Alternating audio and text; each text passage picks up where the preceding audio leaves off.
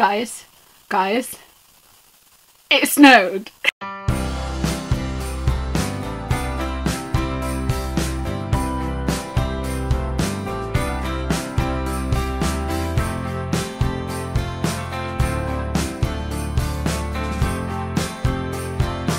It's so quiet, like everything's so eerie and quiet and white when it snows. Look at the snow, it's like actually snowing. This doesn't happen in England. Let me have my happy day tomorrow when real life resumes and it's no longer the weekend and I have to get places and everyone has to, you know, work and school and uni and, you know, actually exist. It's going to be a bit more inconvenient, but for today, let me play in the snow. Hello everyone, welcome back to my channel. So as it has snowed, and I wanted to make this video anyway, but I just didn't know when I was going to film it, but as it has snowed, and I thought I could utilise the weather to make this video the most wintry it could possibly be, today I'm going to talk about books to read this winter, this Christmas time. Just books to read this wintry time if you don't celebrate Christmas. I mean, I know that in some places it's summer now, but you know, Christmas is still a thing. You might still want to feel cozy. Some of these do have Christmassy elements to them, so there'll be books to read for Christmas, you know, just try and incorporate lots of things. Just nice, cozy, wintry books that give off those good wintry vibes. They're not all contemporary, some of them are fantasy books, some of them literally are just set in places where it's bloody freezing, so, you know, there's a mix. Let's get into it. Firstly, we have What Light by J. Asher, which is not the actual cover of this book. I still have the ARC because I just read the ARC. It's the same book. But this is the actual cover. You may have seen it around. And this book focuses on Sierra, and she lives in Oregon with her family, and they run a Christmas tree farm. But every Christmas they have to move to California just to set up a temporary Christmas tree lot just for Christmas. So she kind of has the life in Oregon and then her Christmas life in California, and she doesn't necessarily like that change. And then one year she meets someone and it kind of it's that story. Very Christmassy. It definitely has those kind of Christmassy vibes to it, you know, like the kind of, I mean, it's all like, you know, like the decorations and just the Christmas feels, the feels you get from Christmas. It's a young adult novel, it's a romantic novel, but it's a good one. So yes. Then we have Stealing Snow by Danielle Page, which is still wet from being outside. And this is about Snow, who doesn't remember her life before the psychiatric hospital that she is in. But when the love of her life disappears in the middle of the night, she has to enter this magical frozen world to find him. It is a Snow Queen retelling, and you know kind of how like Frozen isn't necessarily a Christmas movie, but it has that like wintry vibes to it, you know, there is the snow, there is that just entire winter scenario going on. This is essentially that. It's set in this magical frozen world, which is very kind of, you get, you know, literally what is happening outside right now. This definitely has those kind of, you know, wintry snow, ice, big thingy vibes to it. You get what I mean? But it just has this kind of, you read it in the winter, you look outside, you see snow.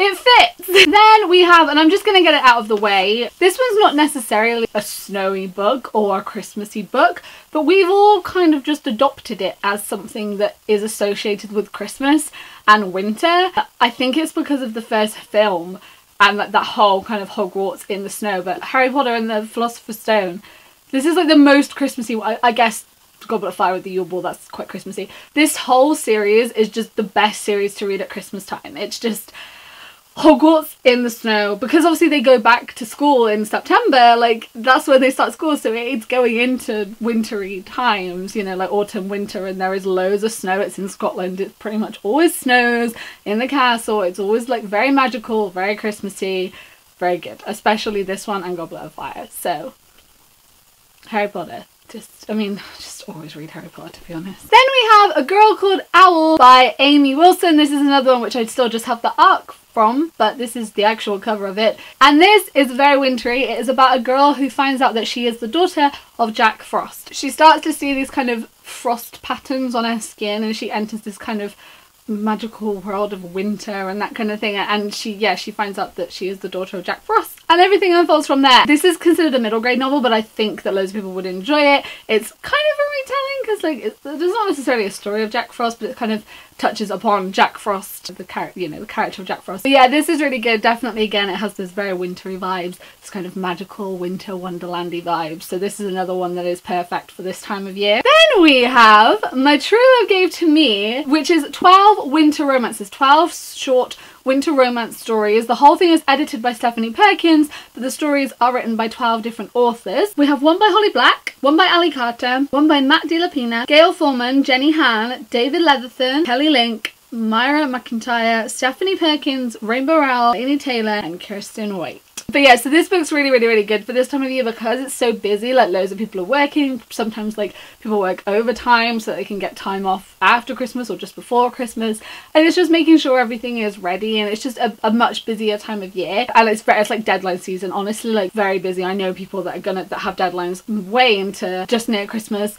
I have deadlines near the start of January. Like it's a very busy time. So short stories are really good because you can kind of like go in and out of them, and you don't have to, like, you could just read one and then you've read a story then, and it's not kind of finishing halfway through a chapter or finishing a chapter and not being able to pick up the same book. Once you finish one of these, you finish the whole story. So this is really good. I always recommend books like this time of year because you can just dip in and out of them. Then we have Winter Song by S.J. Jones, and this, I mean, it has winter in the title, but this I really enjoyed. This is a Labyrinth retelling, or is based on Labyrinth, the film with David Bowie in it. I love the film anyway, so when I found out about this, I just really loved the concept, and I was like, yes, I really want to read this. It's about Lyselle, and her whole life she's heard rumours of the Goblin King, but she kind of just dismisses them. Her sister gets taken by him, and she has to go and journey to find him and get her sister back. So this again is one that's not necessarily like a Christmas, like a wintry book, but it's set, you know, like kind of the vibes of the story, the kind of, I mean, look at the cover. This is, you know, snow.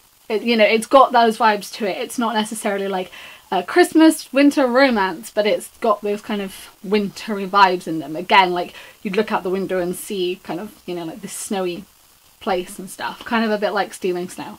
You know what I mean? And then finally, I took the dust jacket off it so it wouldn't get ruined outside, and then I had to take pictures and couldn't do it. So this is what I did when I was outside, but this is the actual dust jacket cover. Landline by Rainbow Rowell. So Landline by Rainbow Rowell is one that is set at Christmas time, and Landline is actually an adult fiction novel, and it is about Georgie, who her marriage is kind of not in the best place, and it's set at Christmas time as she's very busy working loads, and she's just not she just doesn't have time for her family anymore, which she knows is not very good, her husband knows is not very good, and they're just not doing too well. And then 2 days before they're supposed to leave to go and visit her husband Neil's family for Christmas, she tells him she can't go because of work. That doesn't go down too well. Then it's kind of got like a little bit of like magical elements to it, because she finds a phone which, when she like sometimes when it rings, it's her husband, but from before they were married and just before they got engaged and stuff.